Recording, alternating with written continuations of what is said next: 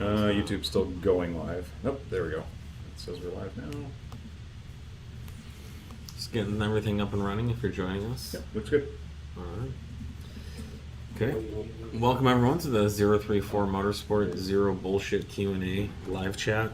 Had a number of different names over the years, but this is the episode 250. 250 weeks of our lives, sharing them with you, discussing lots of 034 and automotive related questions. So thank you for being a part of it. If you've watched all 250, we should probably send you some kind of like plaque. Yeah, how do we validate that? But if you're new or old or whatever, we're just thankful to be able to do this with you guys, and appreciate the support, the people tuning in, and the questions. We always get more questions than we can answer. And even though we'd like to answer them all, it's just nice to know that there's a good amount of enthusiasm and participation with this.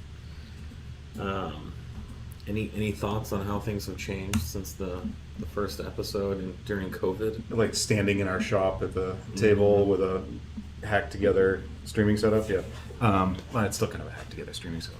It's getting more and more legit, I guess. How things have changed. I mean, somehow we're still in COVID, but not in COVID, supply chain wise and like societal wise. There's plenty of supply chain disruptions. Literally, yeah, a new form of supply chain disruption every week now. So yeah, same but different. Yeah. Yeah, I don't know. I was just thinking for a minute about how things have changed. I'm not quite sure. We're still doing what we do. Yep. Since 2020, but I do think we've. It's interesting to think about from a revenue standpoint and a sales and volume standpoint. We are 4 times bigger than we were. Yeah. There's been from an episode insane 1. amount of growth, right? Just in the history of, I guess, us chatting on here. Yeah. So the biggest thing that's changed is the amount of growth, the amount of business we're doing, the amount of products we have, the amount of products we're releasing. Yeah. We're really lucky to have been able to grow and reinvest that financial windfall back into the company to continue to grow. If you just pull all the money out of a company and you just keep it, then the company can't grow. So the only way that we're able to grow is to continue to put more money into new product lines, into improvements at the company to allow us to do more new systems and processes. I was gonna say, really exciting employees. things like systems and processes. Yeah. $1 million+ ERP system allows you to grow and do more. I would much rather be driving 4 McLarens, but instead we have we got some software ERP that system. helps packages come in and go out. Yeah, and this new system can allow us to grow 10 times more than we already have. So we want to serve more customers. We're passionate about being a leader in this industry, and so I think that's the biggest thing that's changed, and I think we're well on our way to doing and being that. So thank you again for your support to allow us to do that. All right, let's jump into some questions here. Someone says, I'm considering getting a C8 A6 allroad, and I've noticed that there really isn't a lot of parts or tuning at all for the platform. Any idea on stage 1 tuning?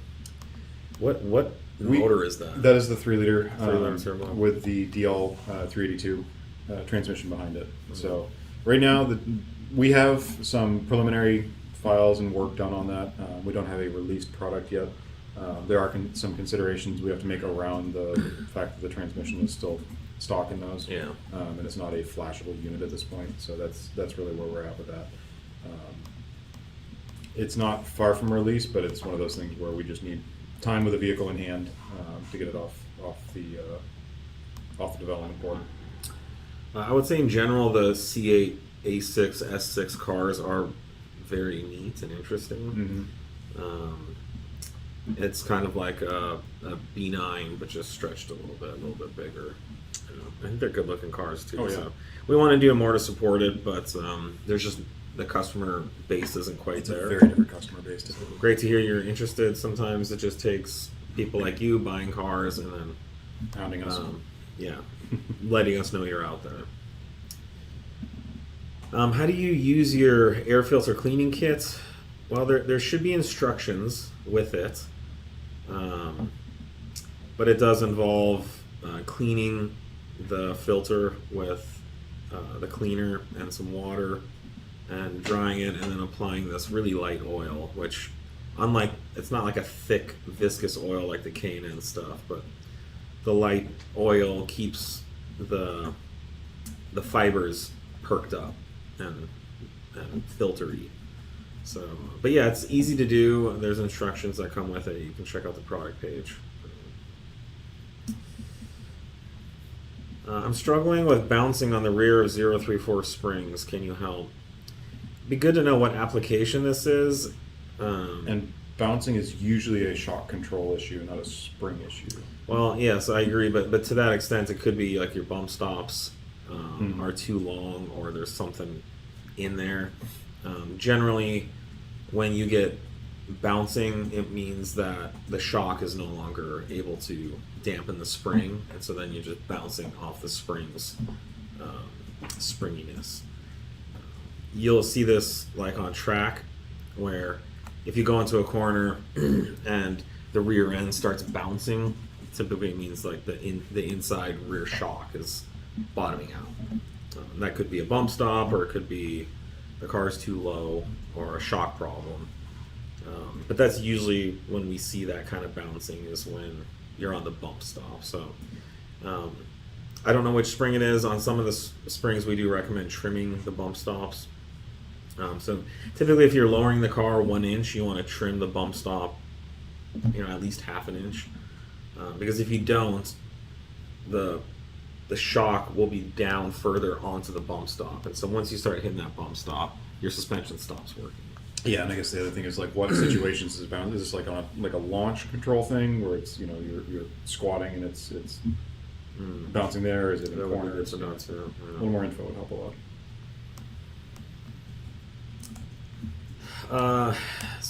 Hello, fellas. Welcome back and happy Monday. Apologies, this is a repeat. I'm not sure if you answered this in the last few weeks. What's your preference on oil filters?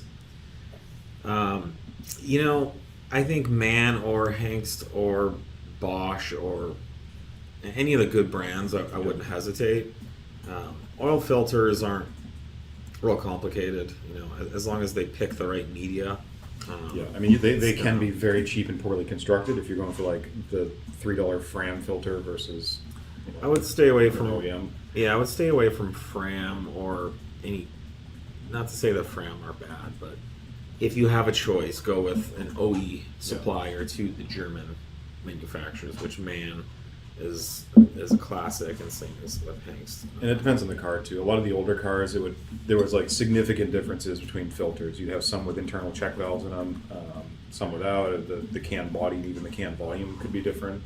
A lot of the newer cars, it's just a cartridge element that goes onto a post now. So a lot of those variables are removed. But yeah, there's OEM is usually what we've always stuck with. Just stick with a reputable brand. I think you'll be fine. OEM plugs good for stage 1. Brisk racing plugs seem like an upgrade, but require frequent changes and gap checking. Not really necessary for a daily. Yeah, I think on stage 1 we're good with OEM plugs. Yeah, we've talked about this a bunch. We don't like just require plugs for any reason unless you're having issues or you're up to the point where it's like our stage 3 files. We do recommend a cooler temperature range plug, but no, stage 1 would be totally fine with the stock stuff. B9 3.0 T owners are now receiving letters in the mail from Audi regarding piston slap issues. Thoughts? Yeah, I was surprised this hasn't come up a little bit sooner, but we did get a wave of those letters last week, since we own so many people. Yeah, like everyone in the office was getting a letter. It's good to see Audi confirming what we've been saying for a little while, that this is a piston problem. I think if you go and read the white paper that we released about 3 months ago, before all this started, you'll see a much deeper detailed analysis of what's actually going on with the piston. But piston slap is part of it. The piston slapping ultimately leads to stress cracks in the piston, and then once the piston starts cracking, at some point it just breaks in half. And so, selfishly, I'll say it's nice to see this happening, because we've been getting blamed for blowing up these motors for years now. Especially our competitors and the people that don't want us to be successful, who would rather be successful like us, have really tried to say that this is a problem that we're causing. We had a competitor release something that's blaming Audi's timing maps, saying it was low speed pre-ignition. There was a guy that timing maps can't even fix pre-ignition. That's the whole. Yeah, no, their whole claim was just totally bogus, and they weren't able to support it in any way. Then there was some YouTube guy who seemed pretty knowledgeable, but he released something about LSPI as well. All of those have been confirmed to be false theories, and or unconfirmed. It was all speculation. Yeah. And we do now know that there is a piston slap problem and then a cracking problem that results. So our white paper detailed that, and now Audi's confirming it. So it's good to see Audi extending the warranty. I do want to reiterate, this is still on such a small minority number of cars.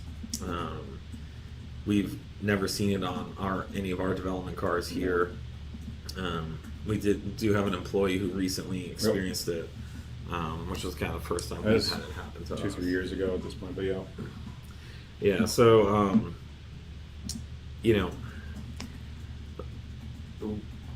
where to go from here? I mean, we've been kind of interested in seeing how people would respond. I think the initial wave of reactions is disappointment. There's people talking about selling their cars. I don't think that's necessary. We will be talking more and more about our built motor program that we're working on, where we are having a professional machine engine building company build us motors. That's not something that we want to do here at 034. But we have been running and testing those motors with amazing results. Mm-hmm. These motors are powerful, durable. They're holding all the power that we can give them. Great compression leak down even after heavy use. And these motors are built with our bottom end engine package, with the powder rods and J piston package that we have, and the new 11 mil head studs. So yeah, I mean, we are, there's lots of B9 3.0Ts making 600, 700, 800 horsepower, and that's a lot of power for a stock block car. So it stands to reason that at some point, if you want to keep going, then you're going to have to build the motor, and that's the next step. I think it's worth repeating too, like the piston flaws and issues they crop up stock, tuned, or otherwise. Like the tuning doesn't really appear to be a factor. The 90%, throwing a wild guess out there, of the motors that Audi's replaced have not been tuned. In any way. It's completely stock motor. Audi would not send this letter out if it was just tuning failures. They're not stupid.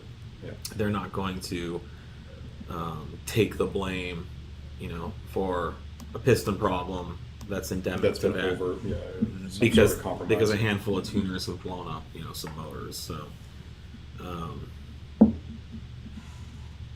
if a piston does go bad under warranty and we are tuned, what happens? You need to hide the tuning reality as much as possible, which is not that hard to do.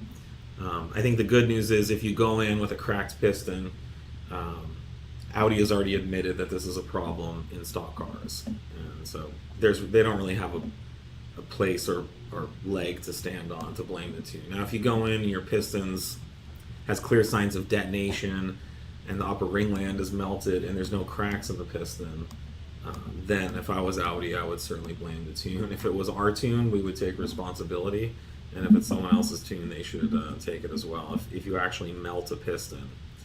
But what does end up happening is when these pistons crack, combustion, the combustion process flame cuts the piston. So even though the piston would be melted, it's through a crack or a hole in the piston. Well, it would be which wouldn't be caused by it. More than a single piston if it's a tune related thing. That's right. It's generally going to be the entire set, or yeah, we know what more than one. a blown motor looks like from tuning. I mean, we've seen enough over the years, and it's not just one piston; it's all of them. So, anyways, good step forward. It's positive that Audi's starting to release and confirm what we found on our own by doing piston analysis. So we'll keep going forward with these cars. Yep. B9 S5, is there a difference between the Stage 2 93 tune and E85 with regards to the burbles? There is usually a difference in the way the fuels themselves will kind of react on the overrun. So they do sound a little different. Oftentimes the 93 stuff will sound a little sharper, be a little snappier. Yeah. So yeah, it's not. We don't do any different strategy in the software regarding the crackle overruns, but they can audibly be different, just due to the way the fuels behave. Yeah, gasoline, especially lower octane gasoline like 93, is more volatile, so it probably has something to do with Just burn rates faster. yeah, and it has more energy too. After upgrading the heat exchanger on a C7.5 A6, I'm on the fence about either grabbing a fuelet ethanol content sensor to run E85 or a pulley and clutch delete to go stage 2. Any thoughts or advice on which to do? I mean, if you want to go faster, there's no better way than E85. Yeah, I was thinking the same. Like if you're not running E85 right now, and you're hanging on getting a constant analyzer, which you should to run it, Yeah. that's going to be bang for the buck. The place to go for getting more power out of it. Yep. If you're happy with the power and you don't want to mess with the 85, then don't. You can also. But then they're looking at putting pulleys on. So I would say if you've got E85 available, it's going to be the most efficient and it just power adder you can do for this setup. Mm-hmm. You're going to get more out of that than running dual pulley on 91, 93. Yeah, I don't know what the E85 gas station situation is where you live, but for me that's a big consideration. It's a pain. There's pretty much only one gas station I can go to between here and where I live, so I don't like being day to day on E85 for that reason. But some states have more E85, and I mean I have like 4 or 5 on my way home too. Yeah. It just depends on where and what you drive past. my commute's also not very inspiring. It's not a motorsport haven, so it's usually bumper to bumper traffic, and I'm just trying to get home. So I don't care what fuel I'm on as long as it gets me there.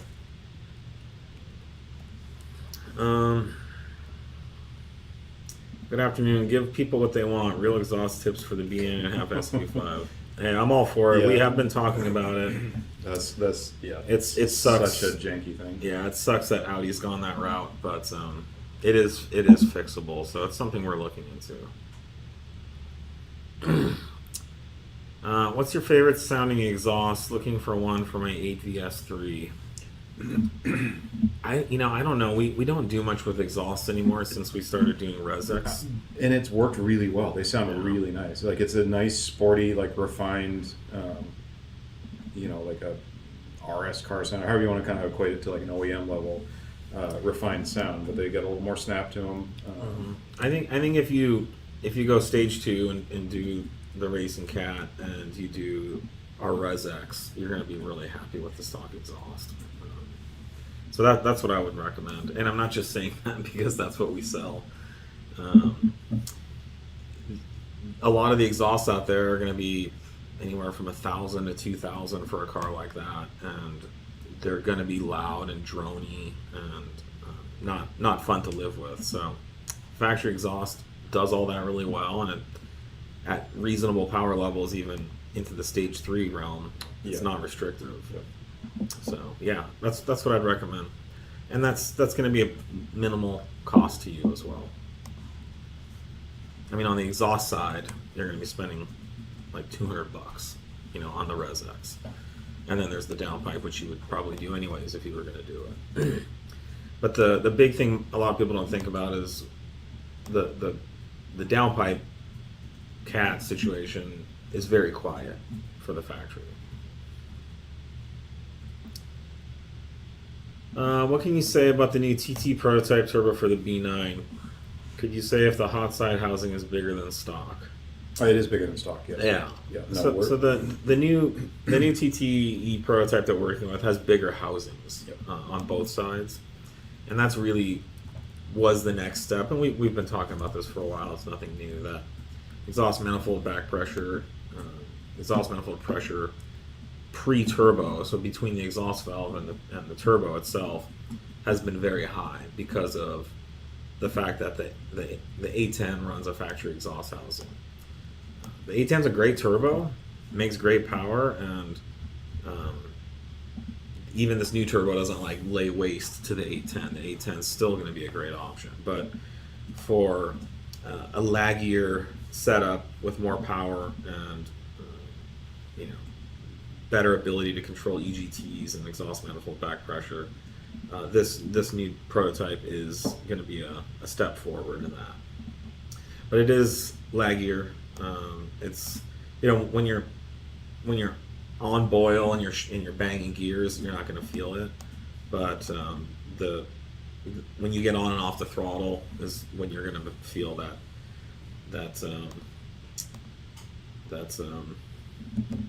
like transition. Yeah. The transient response. The transient response of the turbo It's is gonna be laggier, a little longer. because that housing isn't building that back pressure up as quickly. Yeah. And the way turbos actually work is on restriction. Turbos restrict the output of the engine to create a high velocity nozzle of exhaust that hits the turbine wheel. Yep. And you can have more of that and you can have less of that. If you had a turbo with zero back pressure, it wouldn't do anything. No. I mean, it would never build any meaningful boost. You might get a couple pounds of boost out of it. So, But yeah, it's a balance, because the larger housings, while they may take a little longer to spool up or you know, get that energy into the turbo, you're dealing with way less back pressure typically, so you've got a lot less of that residual gas living in the combustion chamber after the combustion event. So it's generally a much more efficient, or you know, immeasurably more efficient system once the boost is online. yeah. And then, as a side note, the new B10 generation uses a variable turbine housing, Yep. Which is very, very interesting tech. It's something Porsche's been using since the 997. It's on a lot of diesels too in the VAG world. Yeah, it's very popular for diesels, but that's going to be a game changer, because along with valve lift and cam timing, now we can also change the size of the turbine housing, and that's going to give a lot of ability to spool the turbo out quickly, but then open up the turbine housing and let it flow once the motor's on boost. It's more expensive tech, but it'll be fun to play with that on the B10 eventually. Yep. It's generally been harsher to get it into gasoline environments too. Yeah, it's a hotter. On my A7 CREC, the start-stop system stops working when the car is tuned. Same behavior in both stage 1 and 2. The system starts working again when I flash back to stock. Any ideas? Yep, that's noted on our product page for that. If you want the stock behavior, generally, overwhelmingly, people do not want the start-stop. Yeah. And those cars in particular don't have a memory function on them, so you can't have it remember the state, which is what we normally do. So they get disabled with the calibration, but we can put a file up for you that has the stock start-stop functionality if you really want it. So just hit up tuning it if that's something you're really looking for. But that's yeah, normal behavior. 2021 RS5, 53,000 miles. Just replaced the water pump. Any proactive maintenance recommendations?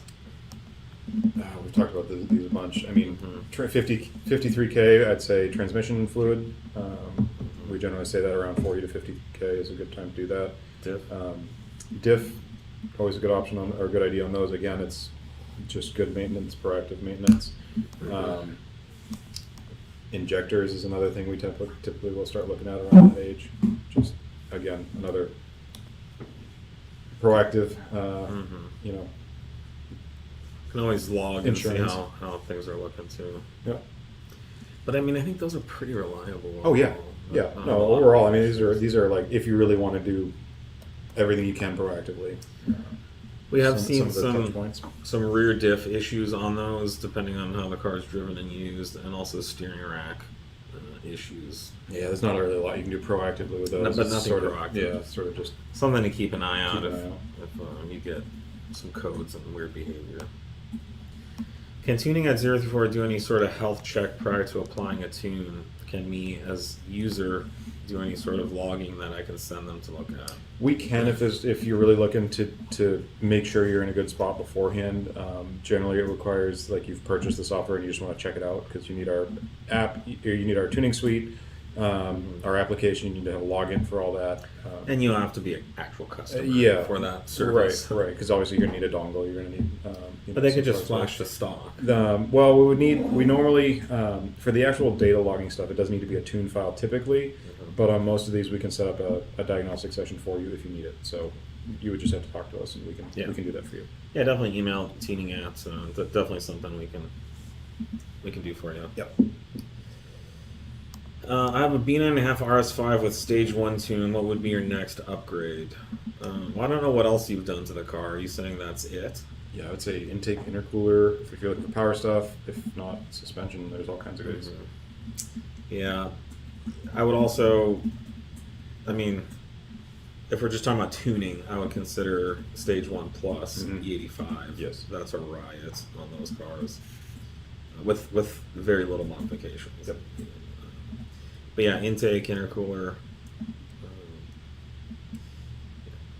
All these cars need more intercooler. Make sure it's a good intercooler. There's not a lot of stuff out there on the market, the RS5, that's actually better than stock. We've had good luck with the Wagner stuff. I like the so far. Wagner. We'd recommend that. It's not going to be cheap. It's like No, $4 it's or not something. cheap, but it's the full kit. To do it right, you need Yeah. the exchanger and the intercooler unit. Yeah, APR literally just looked like they just copied the Wagner intercooler, and even though that's nice, they don't now change any heat exchanger or anything else. So the amount of heat, is Yeah, they changed still it. in I the haven't system. looked into Even it. if the bigger intercooler catches it, it's still to an undersized. Heat exchanger. But last I knew, yeah, that was the original Yeah, product. no, they just have Yeah, the it's single. just some hoses and an intercooler. the And it's air to water $2,200, Yeah. and it's not going to do much. In fact, we had one customer that was running it who removed it because of logs. The logs showed that he was still had really high intake temps. Yep, that's right. He's now running a Wagner and very happy, and he's running 9s Yep. in that car. Yeah, he's on the 720s.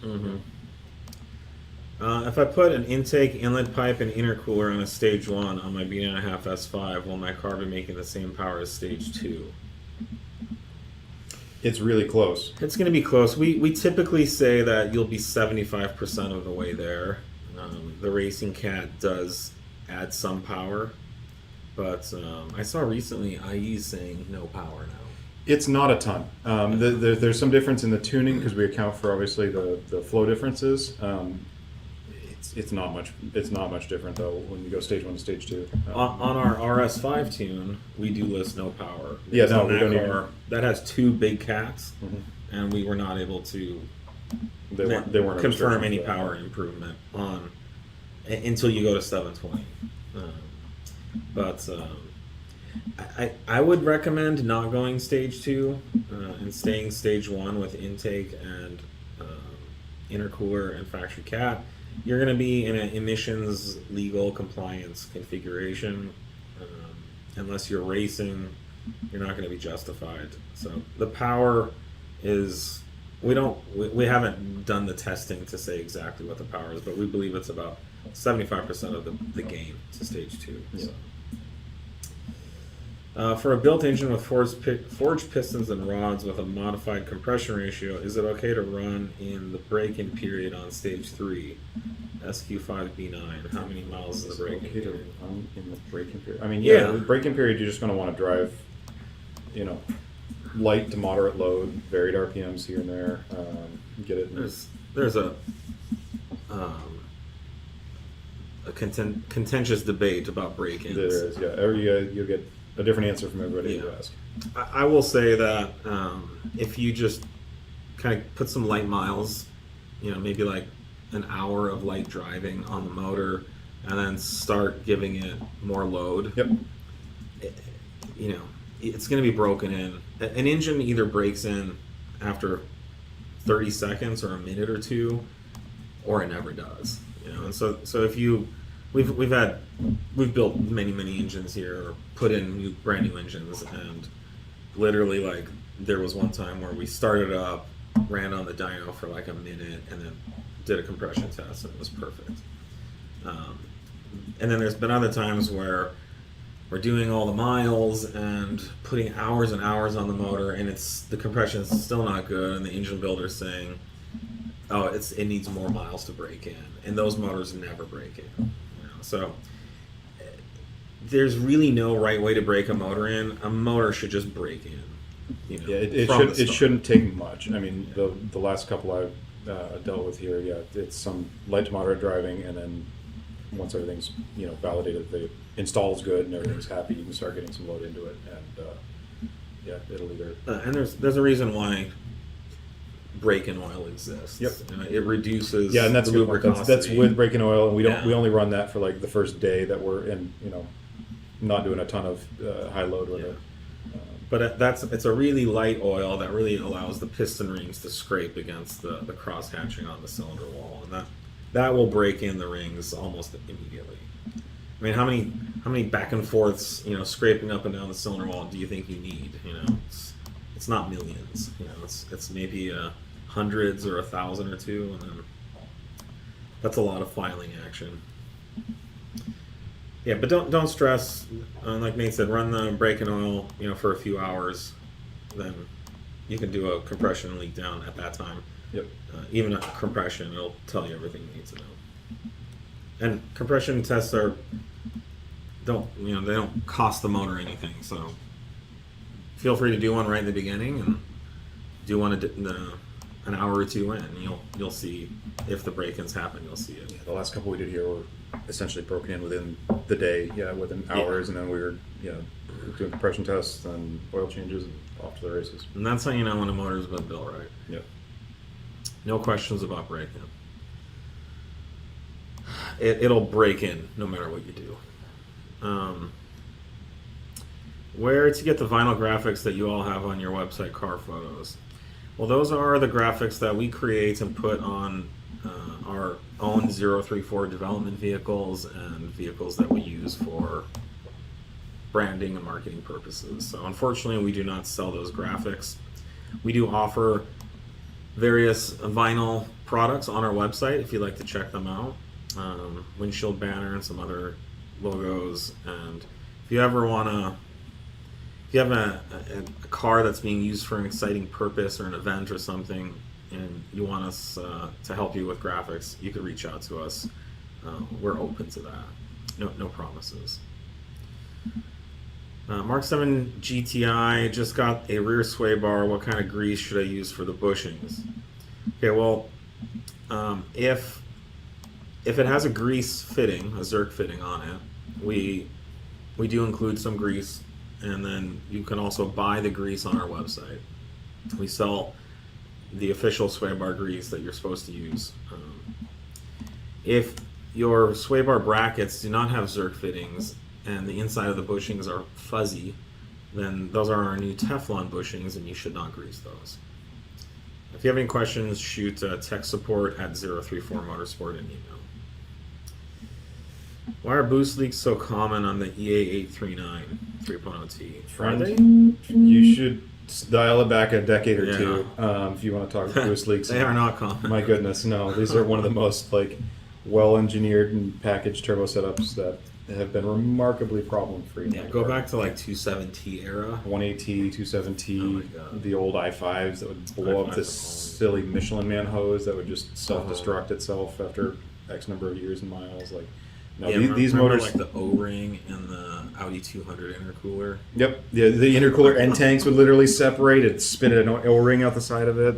It was. Oh, then there was that. Yeah. I'm talking about the crossover pipe. Yep. That was attached. It like slid into the intercooler with an O-ring to seal it. Yeah, Those you would blow eject out. those. So you'd have O-rings hanging out. You'd have end tanks coming The up. end tanks would pop off. So you'd have people with like hose clamp, like a 3-foot long hose clamp. You have no around idea, it. dude. No, I think. Yeah, we're in a Feel pretty fortunate. We're in a pretty good spot. I don't know what your experiences have been specifically, Yeah. but the 27T, the throttle body hose. I mean, it took us 10 years of like real engineering and R&D to find a solution that wouldn't pop off. Everything else Or in the market. explode. The popped stock off. stuff, because it was non-reinforced rubber, would just Yeah. explode once Just you a go up. rubber. Once you go up and boost. It's a molded rubber hose. Yeah. So, no, it's the A39s are a really solid motor and well engineered. I mean, if you're talking like a bunch of mix and match, aftermarket parts that may not fit quite OEM like, then maybe that's where you're coming from. But we've had very little problem with those. Interested to hear though what your Yeah, what is it? Because Yeah. we just don't see them or hear about them too much. At Michael Fair 58 asks, hi, where are you guys at? We are currently sitting in Fremont, California, in the HQ. Bay Area, just a little ways from Silicon Valley, and Northern California. Is it northern? It's the Bay Area. It's a source of contention for It's where we are in it's California. not North California. It's not North It's California. Northern California. It's more north than Southern California. Yes. There's just not a lot It's not going Central on California. too either. much above this. So. No, it's north compared to south. So. Certainly. Hello, Lords of the Four Rings. Oh, is that us? Hey. Very nice. My wife wants to get a 2019 VW Beetle 2.0T Final Edition convertible. I want her to get a 2018 Audi A3 convertible. Which one is the better buy? We would have much more product support for the A3 convertible. The Beetle, we Yeah. probably have some stuff that fits it. I'm not sure if we've ever even... Gosh, I'm trying to Done a remember if the fitment Beetle analysis even got the on that. full MQB update or if that was like that weird Beetles are always Jetta kinda- kind of like solid rear beam thing. Yeah, Beetles are a Frankenstein a little bit. Yeah, I mean A3, but she's probably not too concerned about using our products. I'm kind of in one of these right now with my partner, and I'm trying to influence her not to get a Kia or something ridiculous like that. But yeah, it's with a gentle touch we must guide. Otherwise, for years you'll hear about this shitty A3 that she never wanted. That She wanted her into, Beetle. just so you could put these stupid parts on it, and she doesn't even like it. It's too low and too stiff, and you might even lose some sex over it. So I don't recommend that. Yeah, you keep. So just be very careful, and maybe show her an A3 convertible, and then stand back and don't say anything. Go test drive them too. They're very different trim levels interior wise. Yeah. They're going to feel like very different cars. So But if she wants a Beetle, that's an A3 ain't it. yeah. The Beetle's a whole thing. The Beetle's got its own world. Yeah. So, and maybe I just put a bunch of my own shit on your thing. I don't know. Hopefully, you're not dealing with any of that. But you probably are. I think it's fairly Very universal. likely. Hello guys, do you currently offer any wheel setup for the RS3 8Y? I'd love to get me some ZTF wheels. Oh, that's great. Yeah, the 8Y is wider than the 8V1.5, so you can run our 18 by 9.3 or 19 by 9.3 ET42 wheels. But because of the wider body, you're going to need to run like a 15 mil spacer in the front. The rear should be okay, but the 8Y does have a staggered setup. And we have customers doing that. It looks great, works great. You can fit a lot of tire under those cars as well. Let us know if we can help. Has there been any issues with the Mk8 GTI Stage 1 tune with high torque and running the stock clutch? Just curious to know if there have been any clutch slip or not. Stock clutch, so we're talking like a manual trans? Yeah. I mean, manual trans, that is so up to driving style and the way you're driving it. That's tough to give a universal answer. In general, we have not seen any issues with clutch slip on a like loaded, like a engaged clutch, full power. Yeah, Kyle's saying he beats the crap out of his and doesn't have any issues. So No, but we are not hearing about widespread, not like we did with Mark 7. No. I think there's a lot of Mark 7 trauma bleeding over into Mark 8s. Like we don't hear these questions about any other manual applications really. So, and I mean, you can smoke a stock clutch on a stock tune if you're. but that's not That's not the. He's issue. not talking about clutch abuse. He's talking about under normal use. Yeah, and the Mark 7 would. Yeah. It would slip under normal, healthy use. Yep. We're not seeing that on Mark 8s. Nope. So, unless you're purposely trying to destroy your clutch, which you could do to any car. The Mark 8 doesn't have the same clutch, and it does appear to be a much stronger clutch that can hold additional power. Yep. I mean, even the factory Mark 8 is making more torque than the Mark 7, so they had to put something better in there. B9 3.02, feeling transmission slip when I suddenly release the throttle from cruising load at approximately 2,000 to 3,000 RPM. This happens on stock tune and stage 1 as well. Is that normal? I checked for fault codes, but none were found. We would have to figure out what transmission slap is, I guess, I don't know and what what you're calling transmission slap. It could be anything from the driveline lash, essentially, loading and unloading. Sounds like maybe a bounce? Because you can get. Could be a motor mount or something. Could be a motor mount, could be a trans mount, could be you're just hearing you might have a U joint in your center drive shaft that you can hear a clink clink like a loading and unloading of that. It's yeah. Why don't you do a follow up on what transmission slap? I don't think there's a universally recognized definition to that.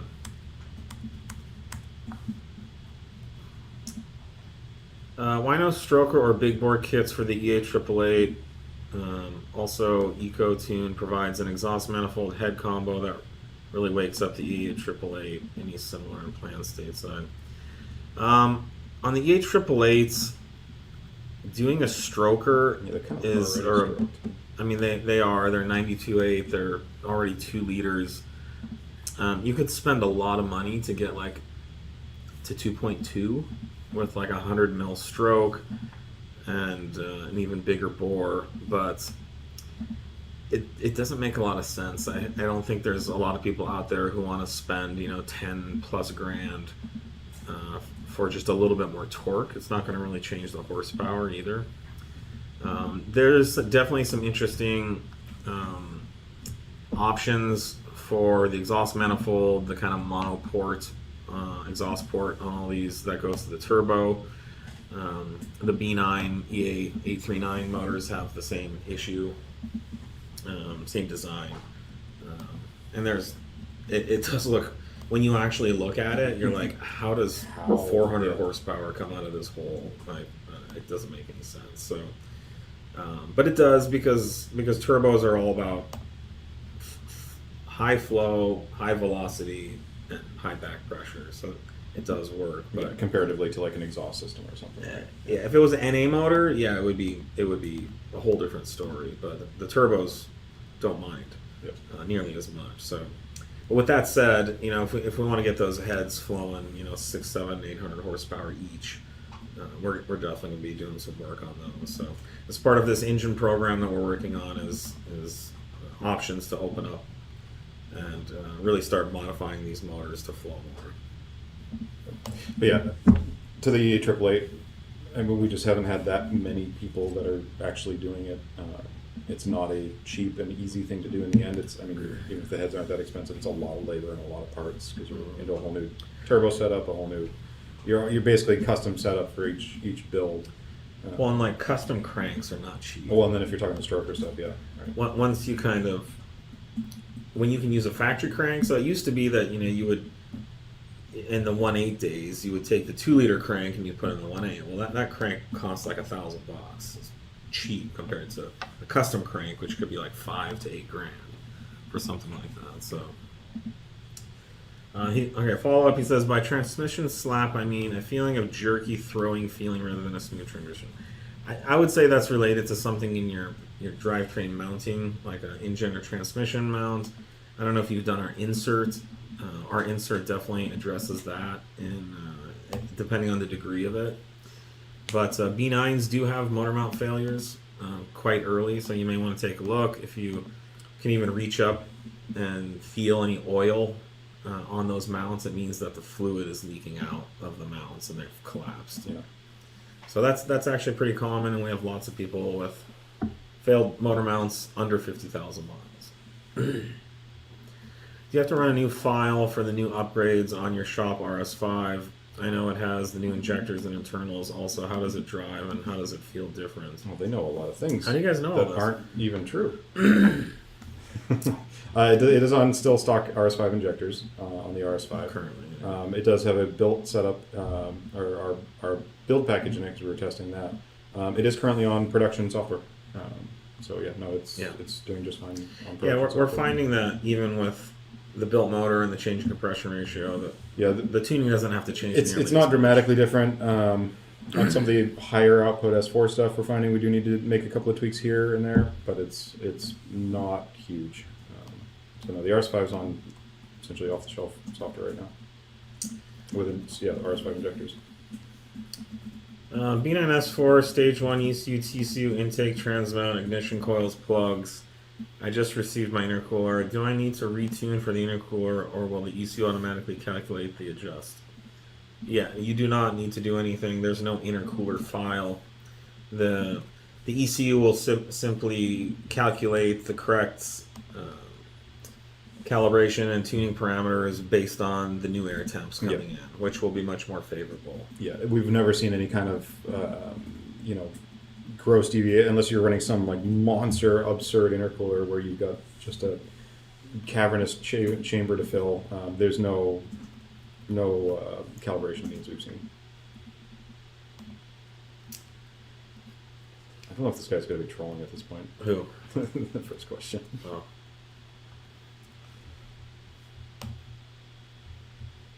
Okay, the follow-up says...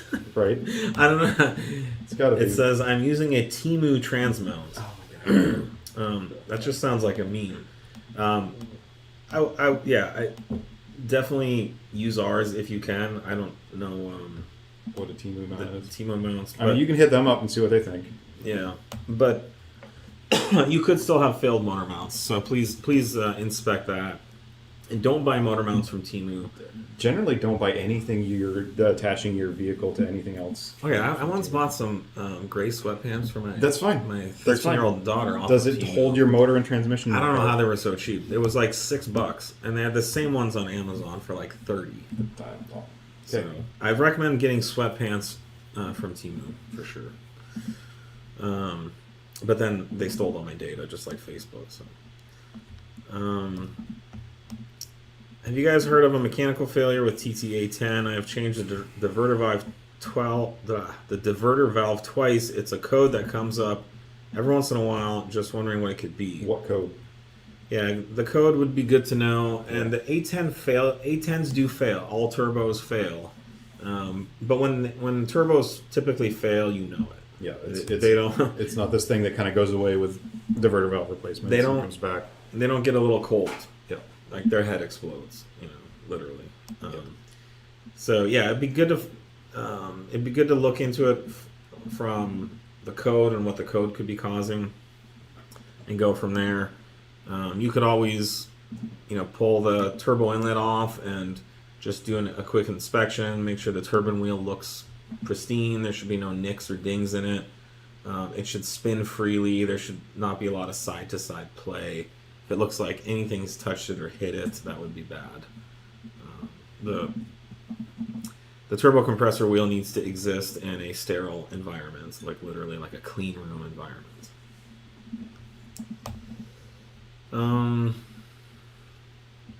Let's see. Number 11. It's pretty easy. Yeah. The B9S4 034 SPI app recognizes TCU every time I use the app. It only recognizes TCU maybe 10% of the time. Or only recognizes the ECU. Oh, sorry, the ECU 10% of the time. So recognizes the TCU, Yep. but not the ECU. I've never experienced that. Yeah. Every time we've seen this, we've had it come across our support desk a handful of times. It's generally a aftermarket gauge or dongle or device that's sitting on the OBD line and sitting there and pulling the ECU. So the ECU is trying to respond to this thing, and our cable's trying to talk to it, and it's got two different things that are trying to talk to it, and the whole communication system falls apart. And then you're still able to talk to the TCU because that's addressed at a different address that we're talking to essentially on the CAN bus, and that's not getting mired with this crosstalk. So usually it's something else. We've had steering wheels that have done it. We've had rainbow modules. If you got a rainbow module in there, that can certainly do it. Any other gauges or sensors or whatever that's cranking on the OBD line, it's almost always the cause.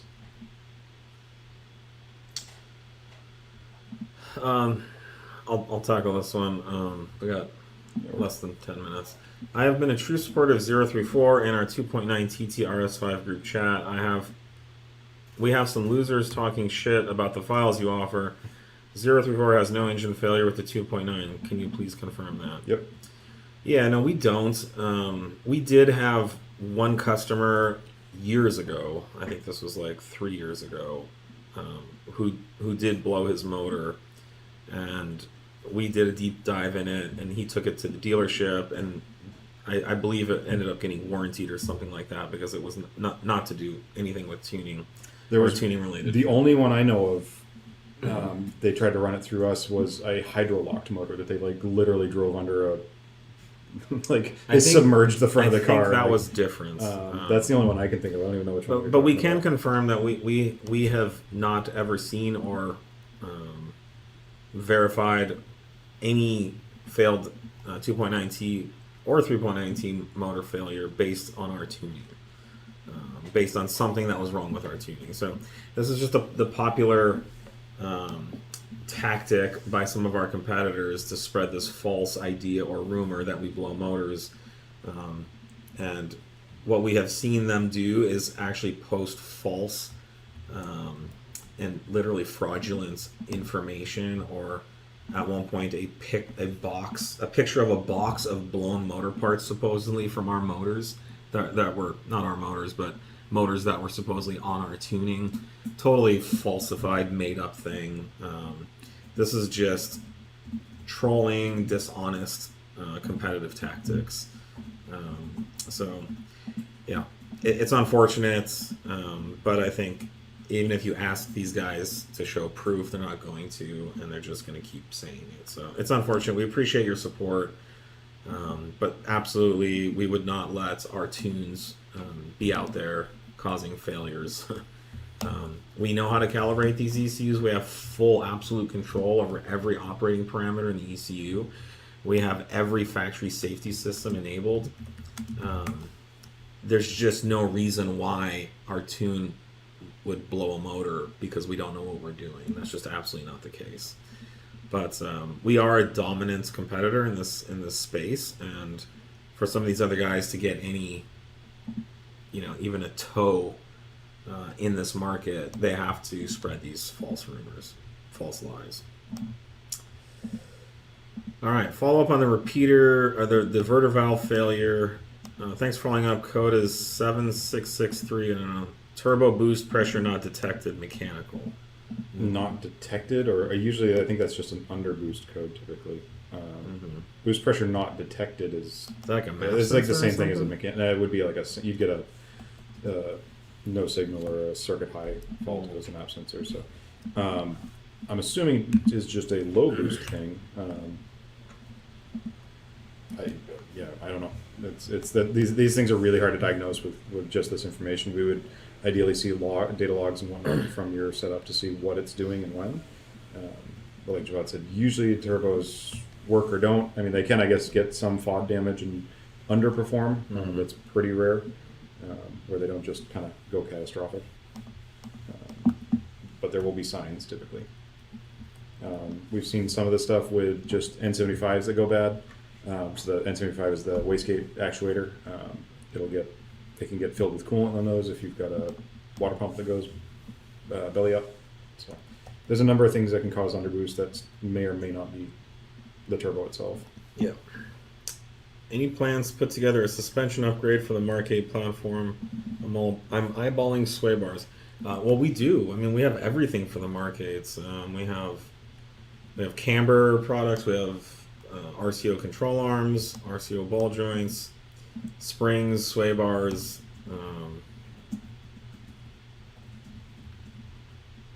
Yeah, I mean, if you're looking for a handling package, we're working on putting those up. For the meantime, shoot us an email and we can put together a quote for you with everything you'd like. And we do offer discounts on handling packages like that. So you can email sales@034motorsport.com. The handling packages are typically like, bundles of, almost everything you'd need to apply all of our upgrades. I'm building an RS5 B9 Stage 3, and I'm wondering why the 034 remap for the TT720 9193 are so much lower performing tunes than the Brits at MRC Tuning who managed to pull 700 horsepower on gas. Okay, well, you need to keep in mind MRC is in Europe and in UK, and almost all the horsepower numbers that they talk about are calculated crank numbers. Yes. So what they may be quoting is a 700 horsepower crank number, and what you'll see on our website is wheel horsepower figures and crank figures. So make sure you're comparing apples to apples on that. Also, just keep in mind, just because, and I know the guys at MRC and they're good people and they have 20-year track record and they're not disingenuous or dishonest, but in general in the industry, just because someone advertises a horsepower number doesn't mean that they're making more horsepower than someone else who advertises a slightly lower number. These horsepower numbers do not always transfer, and they're not always comparable. So there's really no way for you to know that their tune is making more power than ours. It's possible they are, but I doubt it. Our tunes are highly optimized, and we generally extract the most safe power we can for a given setup. So I don't know anything about their tunes. I don't know anything about their power numbers. So take what I said, in a general sense, as a general response. But yeah, you cannot make that conclusion without having the same car, running the same, comparing the same tunes on a kind of a given day. Then you'd really know for sure. Yeah. This is something I'd like to talk about. Someone says, where's the customer service? Oh, what are you doing to improve your customer service response time? Well, we would like to provide virtually instantaneous customer response times. I am not someone who likes getting caught in automated kind of ticketing systems. I get really frustrated on Amazon when I'm just trying to talk to a real person and the system is just trying to solve my problem for me, and it's just incredibly frustrating. And sometimes it could take 20 minutes to get a real person in Bangalore or wherever the heck they are.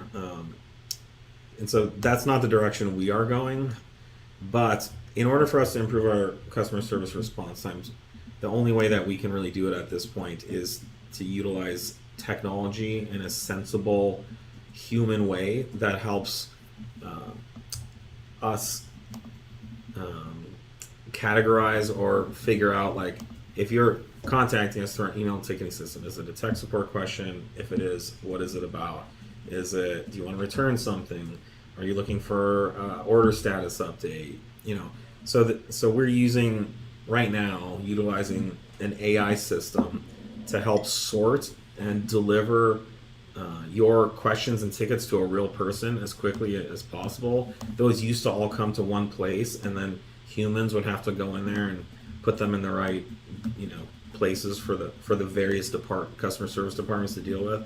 So now that's happening on automated fashion. So we have improved our response times based on that. Yeah, it's just like a triaging system. And then we are currently training an AI to answer questions for you when it can answer them in a quick way for you that meets your needs. And the second that you feel like that system isn't working, you can opt out of it and talk to a real person or email a real person. But we do want to utilize technology, but still offer kind of a sane human experience. We just cannot afford to have a call center with 50 people in it. We would not be able to stay in business doing that. And so as we grow, we support like almost 2,000 different products. So that takes a lot of people with a lot of knowledge, and we can't keep scaling that. So we will be using technology to help us do that. But right now, our response times are not bad. On average, they're not bad. Now, that doesn't mean you don't have something that's taking longer, but I think it's really a couple hours right now to get a response from us on average, which means some people are getting much faster than that, some people are getting slower than that. But we are doing our best to continue to improve that. As we get more and more of it, we have to do something to keep up with it. So appreciate your patience. If you have had a delay with our customer service, definitely something we take seriously. Oh yeah, we have a lot of metrics around it. We're always trying to improve every aspect of it. Yeah, in fact, we review it every week in Every a manager meeting. We go over these response times and talk about ways we can improve it. So. Yeah. We do have some questions left. I'm sorry we did not get to everything. We appreciate you answering those questions. We will save them until next week if we have time to get to it. But we usually don't. You can always email us at sales@034motorsport.com if you need anything Yeah, if you dealt want with to or answered. any clarifications on We're it. always here to do that as well. All right. Thanks again for joining us this week. We'll see you guys next week. And then, Take care. cheers.